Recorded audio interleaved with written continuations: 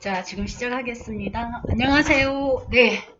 제가 지난달을 기점으로 이거 끝내려고 했는데, 그래도 또 개별적으로 연락 오시는 분들도 있고, 또 해달라고 하시는 분들도 계셔가지고, 그래서 지금 하고 있습니다. 농심보, 보통 이제 뭐 자금 관련해서, 다들 융자 조달에 있어서 일반 기업들 같은 경우에 신보, 기보, 그 다음에 뭐 중진공, 그 다음에 소진공, 지역신용보증재단을 통해서 그 담보력이 없는 기업들이나 개인이 개인 사업자가 보증서를 가지고 보증서로 이제 담보를 대신해서 자금을 조달하는 방식인데요.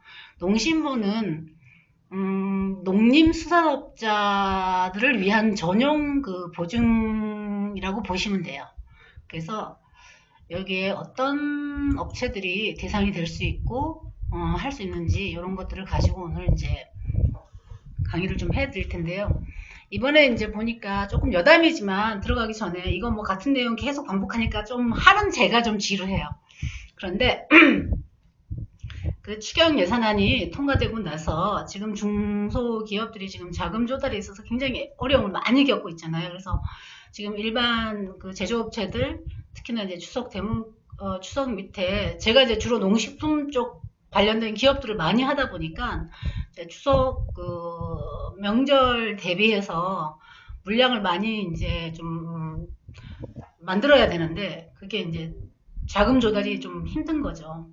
그리고 이제 그 거래를 이제 하다 보면 거의 대부분이 요즘은 이제 그 현찰 거래로 당일 바로 이렇게 결제를 해서 하는 경우도 있지만 보통 이제 외상 거래를 뭐 일주일 단위든 10일 단위든 한 달 단위든 뭐 이런 식으로 좀 더 하고 그러다 보니까 이제 자금 회전율이 좀 안 좋은 그런 업체들 같은 경우에 특히나 소상공인들은 지금 자금이 많이 목말라 있다가 이번에 이제 추경 예산안 통과되면서 갑자기 이제 오늘 하루 딱 이렇게 신청하는 그 자금이 떴어요. 그래서 또 어제 그제 해가지고 오늘 그 자금 신청하는 업체들 좀 도와드리고 안내해드리고 왜냐하면 일반 분들은 우리는 이제 이 전문위원 활동을 하다 보니까 그 각 그 기금이나 이런 보증기금 홈페이지를 하루 뭐 일주일에 한 번이든 하루에 한 번이든 이렇게 들어가서 이렇게 내용들을 공지 뜬 게 뭐가 있나 보지만 일반 기업이나 일반인들이 그런 것들을 볼 수 없거든요. 그런 정보를 접하는 것 자체가 어렵기 때문에 정보를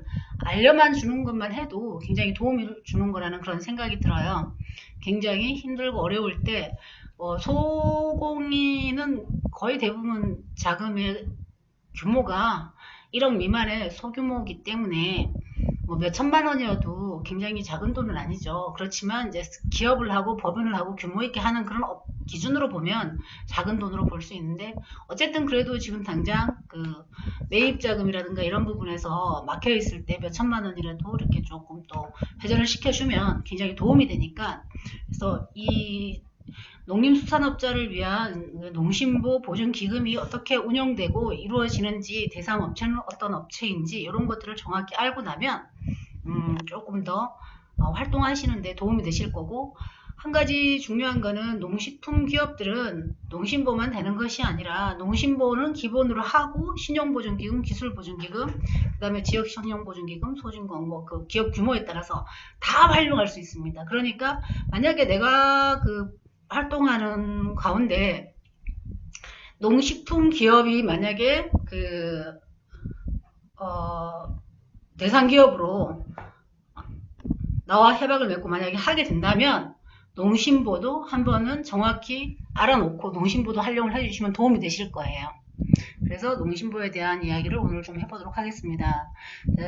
목차는요, 농림수산업자 신용보증기금은 무엇인지, 보증 대상은 어떤 업체나 기업이나 개인을 대상으로 하는지, 보증 한도 및 종류, 비용, 필요 서류, 그 다음에 보증 신청 업무 프로세스, 기타 이렇게 하는데 기본적으로 그 신보, 기보, 중진공 뭐 이렇게 해보신 분들은 다 똑같아요. 다 똑같은데 이제 농심보라고 하니까 그 대상 업종이 조금 더 차별화되어 있는 것 뿐이지 나머지는 다 똑같습니다. 그래서 이 신용보증기금이라는 것 자체가 기존에 활동을 하시는 분들에게는 큰 의미가 없겠지만 새롭게 이제 이런 쪽으로 융자 조달에 대한 일을 하기 위해서 처음 이제 오시는 분들에게는 이렇게 생각하시면 돼요. 담보가 있으면 담보 제공하고 대출 받으니까 문제될 게 하나도 없는데 제공할 담보가 없는데 자금은 필요할 경우가 있잖아요. 그랬을 때는 뭐냐면 신용보증기금을 통해서 보증서를 가지고 담보 대신으로 은행에 제출을 하고 대출을 받는 게 바로 이제 그 신용보증인데 거기에 대표적인 게 신용보증, 기술보증기금, 농심보 있는 거죠. 농심보도 똑같아요. 담보력이 미약한 농림수산업자에게 신용보증서를 발급함으로써 이제 자금 조달을 해서 원활하게 사업을 할 수 있게끔 도와주는 그런 기관이라고 보시면 되고요. 그러면 이제 보증 대상 첫 번째 농업인, 어업인, 임업인, 예, 농사 짓는 사람, 뭐 고기 잡는 사람, 그다음에 이제 살림이나 이런 거 하시는 분들 대상이 되죠. 그럼 농업은 어떤 농업 다 되죠. 뭐 밭농사, 벼농사 뭐 다 되십니다. 어업인, 고기 잡으시는 분들, 또 뭐 양어장 하시는 분들, 임업인, 예, 산에다 뭐 사냥 산삼 같은 거 하시는 분들도 있고 산나물 뭐 이런 것도 있죠. 그리고 이제 농업기계 사후관리 사업소, 그다음에 이제 농림수산단체, 그러면 뭐 농업협동조합법인도 있고 수산업협동조합법인도 있고 산림조합법인도 있죠. 그런 무슨 조합법인이라고 하는 그런 조합법인도 있고 농업경영처 육성 및 지원에 관한 법률에 의거한 이제 영농조합법인이 있습니다.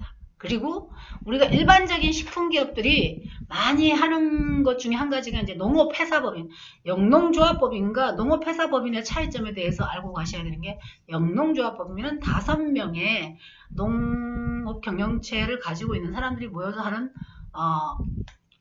조합법인이고 농업회사법인은 일반 법인 설립하는 거랑 똑같은데 거기에 단지 농업경영체에 등록이 되어 있는 농지원부를 갖고 있는 분이 이사로 10%의 지분을 가지고 같이 경영에 참여하는 걸로 해서 하게 되면 이게 농업회사법인으로 설립이 가능합니다.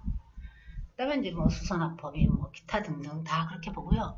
그 다음에 이제 농림수산물 유통 또는 가공업자. 그럼 우리가 이제 1차 산업, 1차 생산에 종사하는 사람, 2차 가공하는 사람, 뭐 3차 유통하는 사람. 우리가 여기서 보면은 그 명목상으로는 1차, 2차, 3차 농림수산업에 종사하고 있으면 1차 산업, 2차 산업, 3차 산업에 해당되면 다 해준다라고 되어 있는데 실질적으로 우리가 해보면 유통 쪽에 해당되는 경우는 이제 산지, 그 대량 유통센터나 단지 뭐 이런 데 아니면 일반 개인 그 식품 유통하는 그런 유통업자들은 거의 받기가 어렵다고 보시면 되세요. 그리고 이제 뭐 농림수산물 등의 수출업자, 국내산 농식품 재료를 가지고 농산물 재료를 가지고 식품을 제조해서 수출하는 쪽에 지원이 굉장히 많이 나가요. 이제 농수산용 기자재 제조업자, 그리고 천일염, 대상이 많지는 않지만 이거는 이제 서해안 쪽에, 서남해안 쪽에 있는 그리고 농업을 경영할 의사가 있는 사람들, 그래서 기농인이나 후계 농업인이나 이제 창업 후계자. 요즘 이제 기농 귀촌, 그 다음에 이제 후계 농업인, 그리고 스마트팜 해가지고, 청년 창업 후계자들한테 지원이 많이 되고 있습니다. 이것도 다 농심부에서 보증서 끊어가지고 하는 거예요. 보증 대상, 보셨고요. 그 다음에,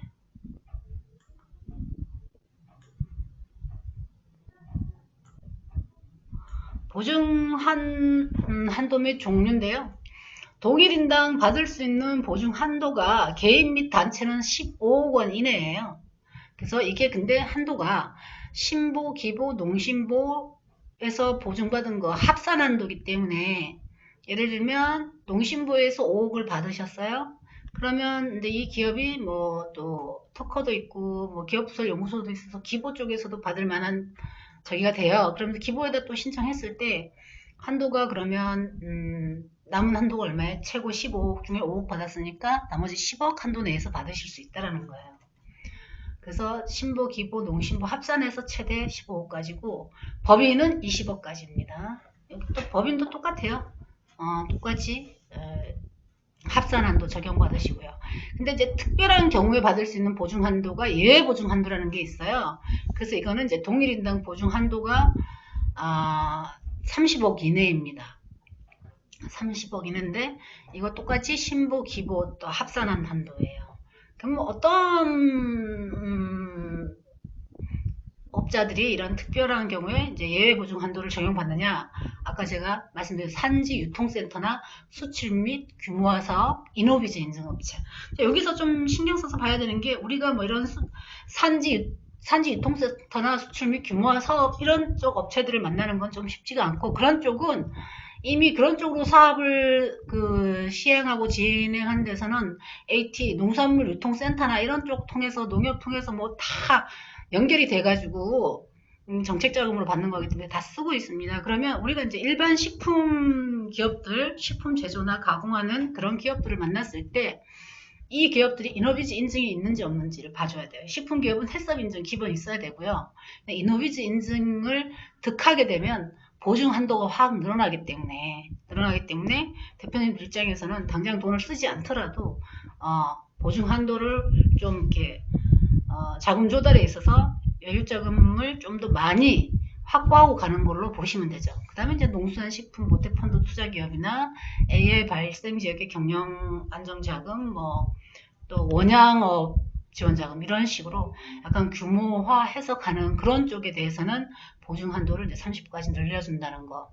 그리고 이제 동일인당 보증 한도 포함해서 법인 같은 경우 첫 번째 이제 저기였다면 법인은 이제 50억, 개인은 30억까지 해갖고 이제 특례 보증으로 해서 나가는 게 있는데 이것도 똑같이 신보, 기보 다 합산해서 가시는 거예요.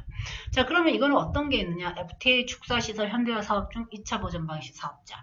이거는 그러면 지자체의 추천서를 받아야 되는 거예요. 근데 양식시설 현대화 사업자, 영군의 노후어선 현대화 사업자, 또는 이제 민간 RPC. 민간 RPC 뭐냐면, 벼 도종하는 거 있죠? RPC. 정부가 아닌 민간이 그런 대규모형 그런 이제 도정 말하자면 도정해서 그다음에 이제 제품 담아가지고 판매하는 그런 쌀 도정하는 곳이라고 보시면 돼요. 그다음에 이제 원양어선 현대화 사업 대상자나 뭐 이런 쪽. 요런 쪽이 이제 동일인당 보증 한도가 이제 70억, 개인은 30억. 이렇게까지도 또 올라가기도 합니다. 그래서 이런 것들은 특례 보증이기 때문에 센터 승인을 받아야 되고요. 그래서 이제 농림축산식품부에서 이제 첨단 온실 사업, 이게 이제 스마트팜과 연결되는 거예요. 첨단 온실 사업, 농업자금 2차 보존 사업, 요건 이제 지자체나 정부로부터 이제 추천서를 받아야 되는 거고, 스마트팜 지원 사업, 그 다음에 이제 수출 전문 스마트팜 온실 신축 사업이나 농업 에너지 2차 이용 효율화 사업. 그러면 이제 스마트팜을 했을 때 온실이나 유리온실이나 이런 걸 했을 때 에너지를 갖다가 하기 위해서 뭐 태양광이라든가 이런 걸 같이 매칭을 해가지고 하게 되면 그런 부분에 이제 시설이 하게 되면 시설 비용이 굉장히 많이 들어가니까 그런 시설 비용이 많이 들어가는 것들을 이제 여기서 해주는 거죠. 뭐 금리는 1, 2%대로 싸고 대신에 금액이 크기 때문에 정말 어느 정도 규모가 되는 그런 쪽일 때 확실한 사업 계획서가 있을 때 신청하는 게 좋습니다. 그냥 이거를 하다 보니까 어떤 분들은 그냥 나도 막 이렇게 큰 금액 받을 수 있다는데 그렇진 않아요. 철저하게 사업 계획서라든가 그다음에 본인이 실제 작물을 경작할 아니면 온실을 지을 수 있는 그런 부지라든가 이런 거는 본인이 가지고 있어야 돼요. 그것도 뭐 이제 청년 스마트팜 같은 경우는 본인 명의의 저기가 없어도 임대로 해갖고 할 수가 있는데 청년 스마트팜은 만 40세 미만자이면서 이제 창업농으로 이렇게 가시는 분들이거든요. 그러지 않은 일반 식품이나 농업 계통의 저기를 하셨던 업체나 대상자가 되시는 분들은 본인 명의의 저기 있어요. 부채 비율이나 기타 등등 재무적인 거는 다 본다고 생각하시면 되세요.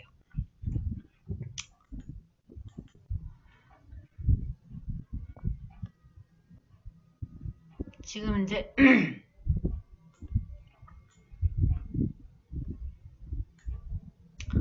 보증 종류에서 이제 일반 보증이 있고, 일반 우리 그냥 농사 짓는 분들 있잖아요. 주변에 농사 짓는 분들이 이제 보면은 지금 이제 점점 이제 그런 부분이 규모화되는 쪽으로 스마트팜을 도입해서 장려하고 있는 게 이제 농업도 규모화 시켜서 경제적 이득도 많이 가져가고, 그 다음에 이제 일손도 많이 들어가지 않으면서 이제 할 수 있는 그런 쪽으로 자꾸 전환하려고 하는데, 그래도 이제 개인 자격농들이 많이 있어요. 그런 분들한테 소액으로 이제 이렇게 자금 조달하는 일반 보증이 있어요. 그래서 농업인이거나 이제 뭐 영농 영어 활동에 들어가는 비용 해가지고 뭐 금액은 5천만 원 이하도 있고 3억 이하, 그 다음에 이제 뭐 3억 초과 이런 식으로 해서. 근데 요거는 지역농축협이라 농협중앙은행 어디를 이용해도 되십니다. 농심보를 가지고 저기 할 때는 지역농축협, 농협중앙은행 다 여기가 이제 되고, 일반 시중 농심보 보증서를 가지고는 일반 다른 시중은행을 갈 수가 없어요. 예, 농심보 보증서는 어디에서만 농협, 축협, 그 다음에 지역농축협, 뭐 수협 이런 쪽에서만 대출을 받을 수 있습니다. 그거 알고 계시면 되시고요.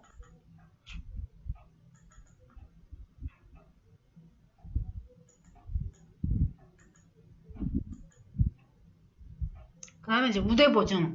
우대보증이 앞에서 설명드렸던 그런 이제 한도 금액 큰 거 있잖아요. 그러면 이제 보증 종류가 있는데, 보증 종류가 있는데, 뭐 농어촌 발전 선도농업인이거나 청년 기농 창업 이런 부분에 해당되는 게 이제 우대보증이에요. 이런 것들은 우대에서 보증을 해주는 거기 때문에 그 보증 비율이 90%까지 갈 수도 있죠. 뭐 다른 거는 보통 80, 85% 이렇게 간다고 하면 90%, 95%뭐 이렇게 경우에 따라서는 100% 보증하는 것도 있고요. 그 다음에 이제 특례보증. 특례보증은 이제 주로 이렇게 재해 재난으로 인해서 갑자기 이제 그런 지역 농업 재해 대책 자금이라든가 이제 그런 뭐 농업 경영 회생 자금, 사료 구매 자금, 부채 대책 자금 뭐 이런 종류가 이제 특례보증에 해당된다고 보시면 되세요. 그리고 이제 보증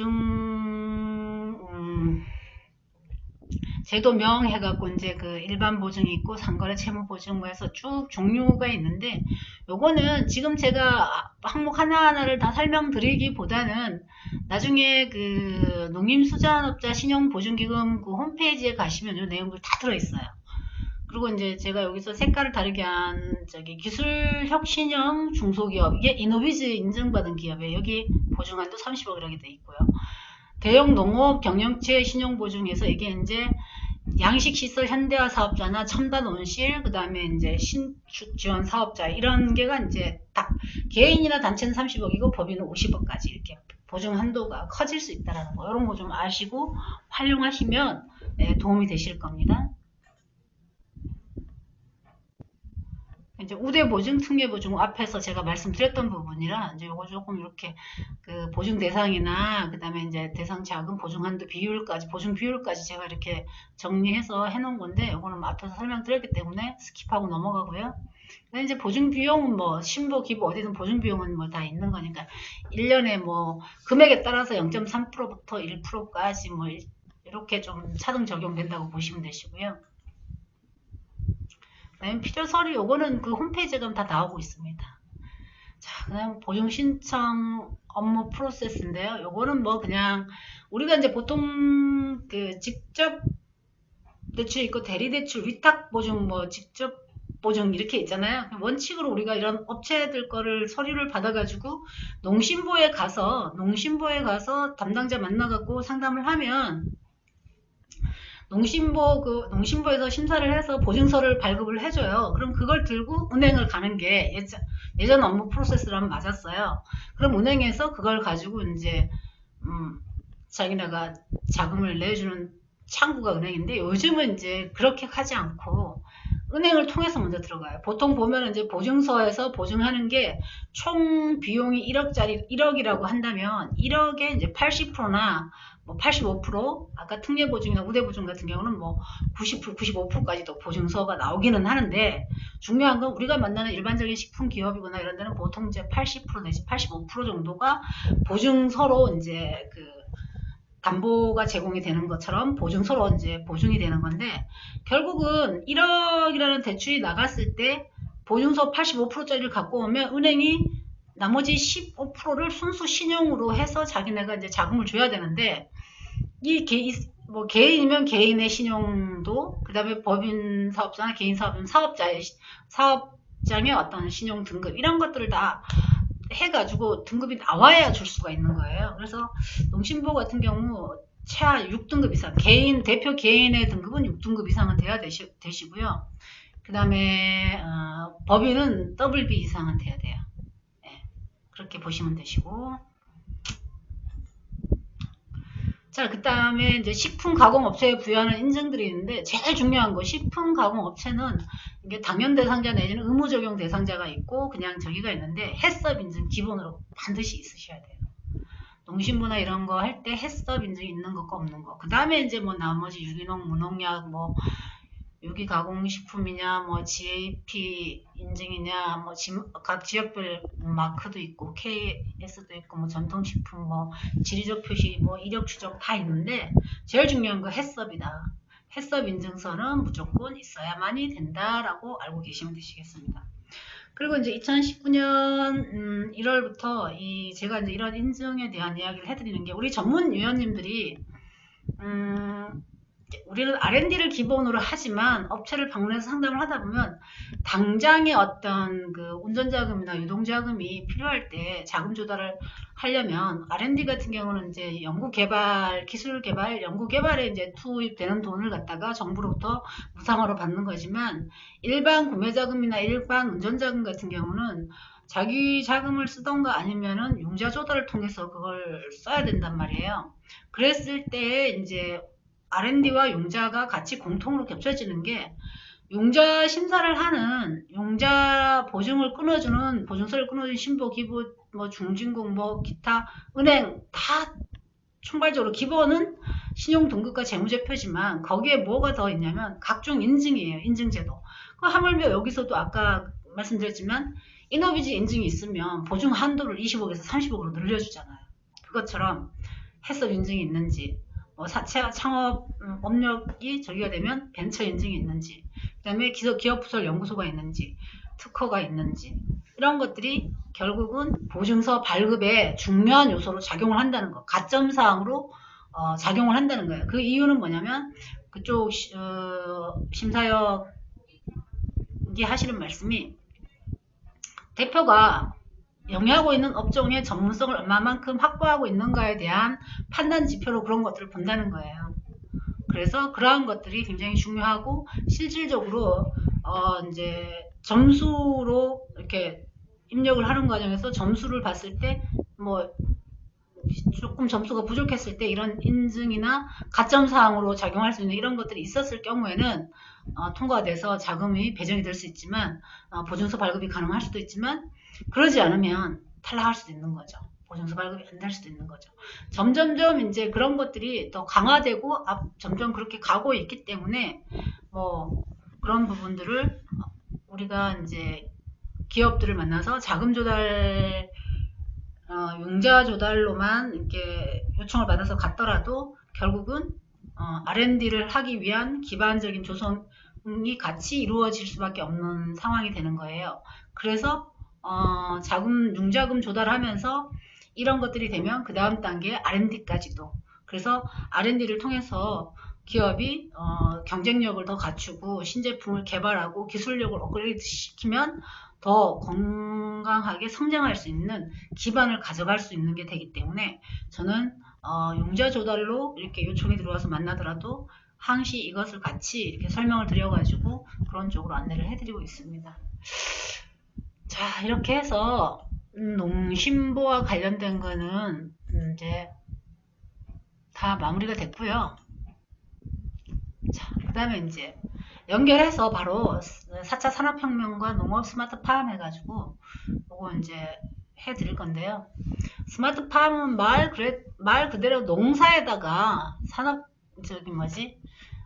정보통신 기술과 사물 인터넷 기술을 결합시켜가지고 이제 농사를 갖다가 효율도 높이고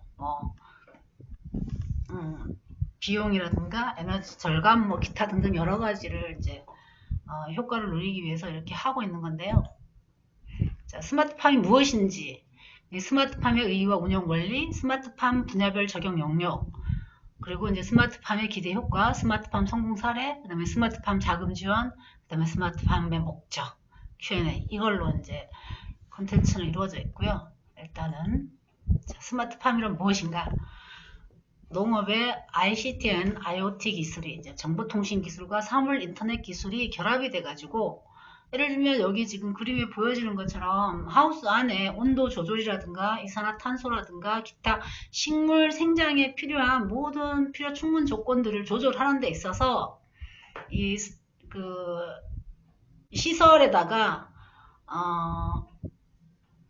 장치들을 갖다가 ICT와 IoT 기술이 접합된 그런 장치를 만들어 놓고 일일이 예전에는 가서 손으로 문을 닫고 비닐을 걷었다 내렸다 막 이렇게 해야 됐다면, 이제는 그냥 그런 게 시스템이 돼 있으면 태블릿이나 스마트폰 하나 가지고 꼭 그 위치에 있지 않더라도 딴 곳에서 그냥 이것만 조정만 해주더라도 다 모든 게 조절이 가능한 그러한 시스템을 말하는 거예요.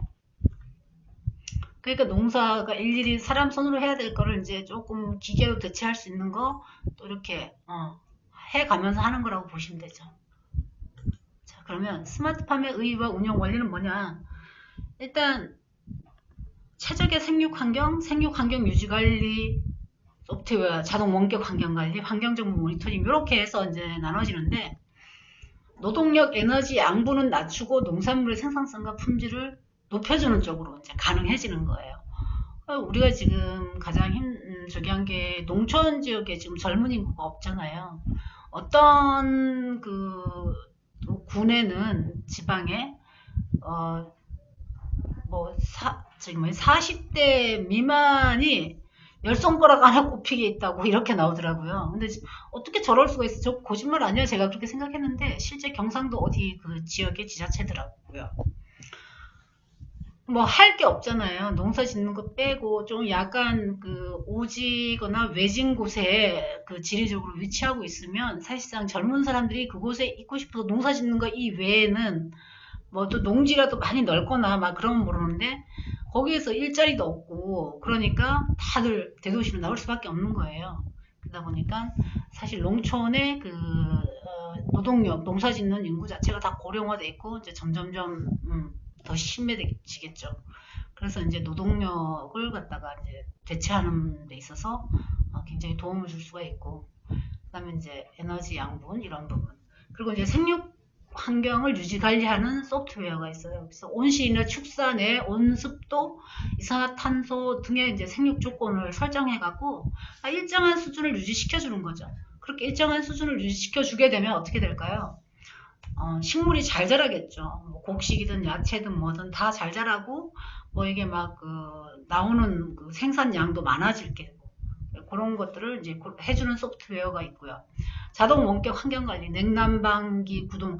예를 들면 겨울에 이제 하회 온실 같은 경우에 겨울에 난방기를 틀어야 돼. 그러면 새벽에도 나가서 온도 체크해보고 해야 된다면, 그러니까 이제 옆에 하우스 옆에 농막처럼 해놓고 그런 데서 삶을 살게 되거나 그러는데, 지금 그럴 필요 없이 이런 거를 다 자동으로, 온도가 너무 떨어졌다 그러면 온도 올려주고, 온도가 너무 높다 그러면 온도 좀 낮춰주고, 이산화탄소 농도가 높아 그러면 또 문을 열어주고, 영양분, 사료 공급 이런 것까지도 다 환경정보 모니터링, 이런 모든 온습도나 일사량, 생육 환경 등을 자동으로 수집해가지고 이런 것들을 다 모니터링 해주는 거. 이게 이제 스마트팜 의의와 운영 원리의 기본이라고 보시면 되세요. 이러한 것들이 ICT, 정보통신 기술과 IoT, 사물 인터넷 기술이 결합이 돼서 그렇게 가지는 거죠. 네, 화면이 한 번씩 쓰네요. 자, 스마트팜 분야별 적용 영역이 있는데요.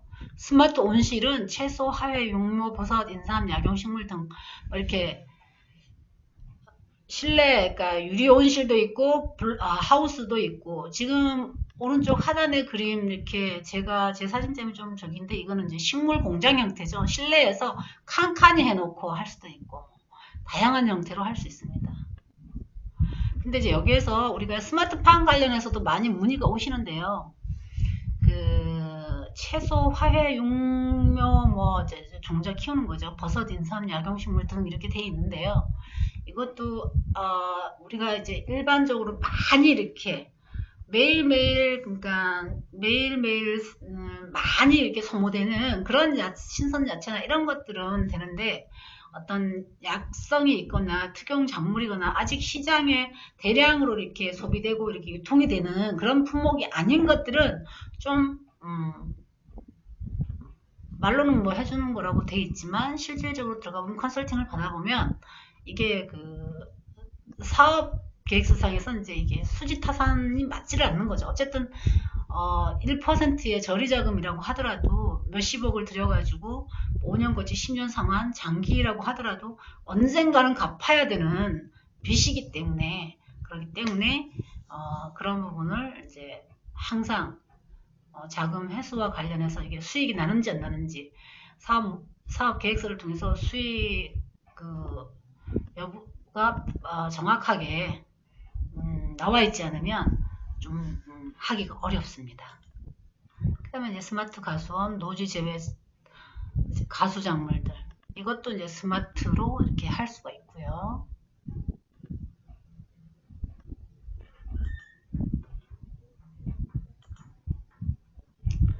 그 다음에 이제 스마트 축사입니다. 소, 돼지, 닭 이렇게 있는데, 닭은 양계닭 또는 뭐 그 지금 소는 낙농, 그러니까 한우 키우는 저기는 이 스마트팜으로 또 저기가 좀 안 들어가더라고요. 여기는 이제 우유자는 젖소 키우는 거, 그 다음에 이제 양돈 이렇게 보시면 되시고요.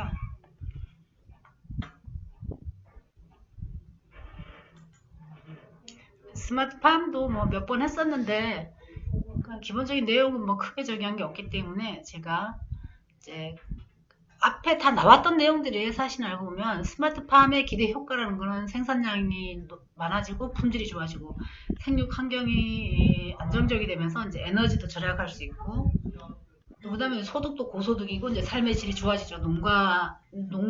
농촌 생활 그러면 막 이렇게 힘들고, 그 다음에 이제 그 안정적인 수익 구조가 안 되니까, 그래서 여러 가지 측면에서 이제 농촌에서 살기를 농사 짓는 걸 꺼려하고 그러는데, 이 스마트팜을 도입해서 하게 되면은 이런 효과들을 볼 수 있다는 거예요. 그냥 노동력적인 측면에서는 이제 고령화된 농업인들을 갖다가 이제 젊은 사람으로 이제 교체하는, 어차피 ICT나 IoT 이런 첨단 스마트 장비를 활용하고 다루려면 어때야 될까요? 최소한 그런 것들을 잘 다룰 줄 아는 능력이나 역량이 되어야 되겠죠.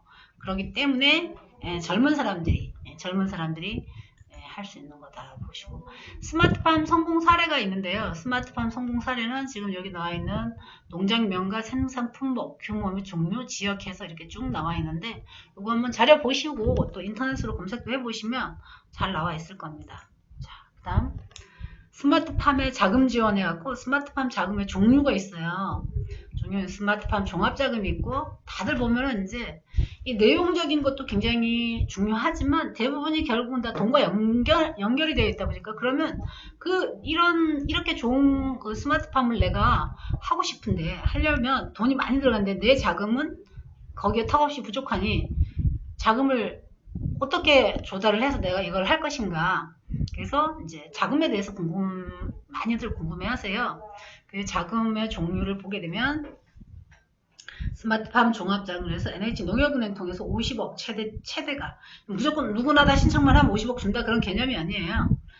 뭐 최대 한도가 50억 원이고, 이제 사업 계획서라든가 기타 등등 이렇게 다 그 내용을 보고 실제 들어갈 비용만큼 해서 이제 지원이 들어가는데, 5년거치 10년 상환이고, 이거는 1%짜리입니다. 청년 스마트팜 자금 똑같이 금리는 1%고요. 이것도 NH농협은행 통해서 신청하시는 거고 30억이 최대 한도치고 5년 거치 10년입니다. 청년 스마트팜 같은 경우에 아까 잠깐 언급해 드렸었지만 일반 스마트팜 종합자금은 담보가 있어야 돼요. 담보가 전혀 없으면 할 수가 없어요. 그러니까 최소한 이 스마트팜 시설을 할 내 땅, 4명의 담보 잡히지 않은 4명의 땅은 갖고 있어야 돼요. 근데 청년 스마트팜 같은 경우는 청년이기 때문에 제공할 담보도 없고 재무적인 거를 이렇게 내세울 만한 게 없잖아요. 아직은 젊기 때문에 그렇게 많이 한 적이 없으니까. 그래서 임대 부지에다가도 임대해주는 저기에서도 할 수 있게끔. 그래서 뭐 그런 쪽으로 저기 있고요. 그다음에 이제 농林수산업자 보증에서 이제 NH농협은행에서 이제 나가는 거고, 이게 농신보의 보증서를 가지고 이제 개인 30억, 법인 50억에서 70억까지 보증서로 해서, 이것도 이제 그 2차 보증 같은 경우에는 지자체 추천서나 정부 추천서가 있어야 되고요. 그 다음에 이제 스마트팜 ICT 융복함 확산 시설 보급 해가지고, 요거는 이제 NH농협은행 통해서 나가기도 하고, 그 다음에 이제 지자체, 그 지역 농축협에서도 하는데요. 최대 한도가 2억 원입니다. 요거는 이제 기존에 그 농사를 짓고 있거나 하우스를 갖고 있는 분들이 그 기존의 농업 시설에다가 그 이런 스마트팜 시스템, ICT나 IoT 장비 시스템을 매칭시켜가지고 이제 시설 개선, 개보수를 하겠다. 뭐 하는 데 있어서 2억이고, 이거는 이제 보조가 50%, 정부에서 무상으로 50%를 줘요. 융자가 30%, 그 다음에 이제 자부담이 20% 되는데, 이 융자 30%조차도 지자체에 따라서 지자체의 융자로 나가기 때문에 실질적으로 본인은 20%만. 그럼 2억 중에서 4천만 원이고, 4천만 원만 본인 부담이고, 나머지 1억 6천은 무상으로 받아가지고 할 수 있는 그런 자금이라고 보시면 되세요. 자, 그러면 스마트팜의 목적은 뭐예요? 생산에 있어서는 안정적인 생산이죠. 네, 그 다음에 생산량도 많아지고, 그리고 또 유통, 그리고 소비, 이 모든 과정을 갖다가 이제 데이터화하고 다 연결을 시켜가지고, 예를 들면 이제 양파가 너무 막 많이 절여됐어. 그러면 지금 아직까지는 그런 데이터들을 가지고 이 조절하는 그 단계까지는 안 돼 있는데, 시간이 지나고 이런 빅데이터, 이런 데이터가 많이 수집이 돼서 빅데이터가 저기가 되고 하면, 예를 들면 농사를 짓더라도 농사 품목 선정하는 것, 선택하는 것도 그렇고, 이런 것들이 굉장히 도움이 많이 될 수가 있겠죠. 그래서 스마트팜의 궁극적 목적은 거기에 있다라고 보시면 되시고요. 자, 제일 중요한 거, 뭐 아무나 가서 해서 되는 게 아니에요. 이게 자격이 어떻게 되는가, 이게 농고나 농대를 나온 학생 또는 전문 농업인, 그러면 농업경영체나 농지원부를 갖고 있어야겠죠. 후계 농업인, 뭐 농민 후계자 뭐 이런 거 있죠. 농업법인, 이런 쪽에서 이거를 할 수가 있습니다. 할 수 있고, 그런 자격을 갖춰야 되고요. 얼마나 받을 수 있는가, 각 사업별 최고 한도 범위 내에서 실제 투자되는 금액 받을 수 있고요. 금리는 지원별 상이해요. 별첨 자료가 있는데 그걸 참고하시면 되고, 자, 고정으로 그냥 딱 1%다 이렇게 지정된 게 있고, 또 조금 또 다른 것도 있고요. 스마트팜 관련 교육기관 및 교육인정. 자, 자격에 있어서 농고를 졸업하거나 농대를 나온 사람 같으면 뭐 또 다른 저기가 필요가 없을 수 있지만, 전문 일반 그냥 농사 지었던 사람이거나 후계 농업인이거나 이런 사람들은 농사에 대한 어떤 전문성이 있는 교육을 받은 게 없잖아요. 그래서 이 스마트팜 자금을 쓰려면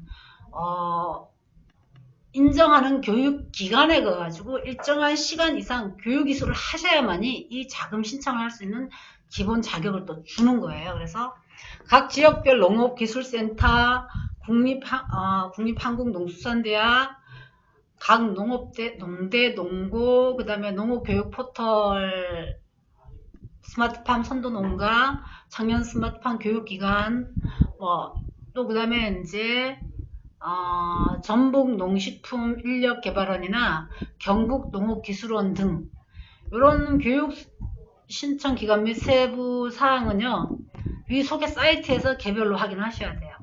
이게 모집하는 기간이 있고 아무 때나 내가 가서 받을 수 있는 게 아니에요. 온라인으로 뭐 할 수 있는 데도 있고, 근데 이제 온라인으로는 이론적인 건 할 수 있을지 몰라도 실제 이제 가서 농사를 짓고 뭐 작물을 생육하는 환경 이런 것들을 체험해보고 하는 거는 선도 농가라든가 농업기술센터라든가 이런 데를 통해서 해야 되고, 일정한 교육 시간이 이수가 되지 않으면 그 농대 농고 졸업한 사람 아닌 다음에는 농사를 지었던 사람도 일정한 시간 이상, 왜 그러냐면 이거는 일반 농사 짓는 게 아니라 스마트팜 기기를 활용할 줄 알고 다룰 줄 알고 조절할 줄 알아야 되잖아요. 그래서 이것이 그 교육이 필수로 이수가 돼야만이 자금을 신청할 수 있는 자격을 주는 겁니다.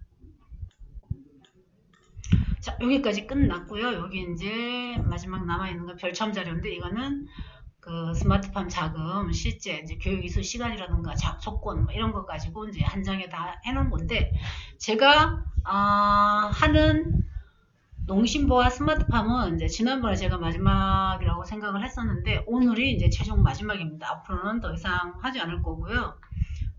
또 이미 한 거를 가지고 올라와 있는 그 동영상 교육 저기가 있으니까 궁금하신 분들은 거기를 통해서 찾아가지고 이렇게 또 다시 보기 하시고 하시는 게 가장 맞을 것 같습니다. 그러면 충분히 다 어려운 거 하나도 없어요. 그리고 무엇이든 이론으로 배우는 게 중요한 게 아니라 이론으로 배우시고 났다고 하더라도 나중에 이게 좀 재밌는 게 화면이 한 번씩 서 있어요. 그래서 제가 눈 감고 있는 제 얼굴을 봐야 돼.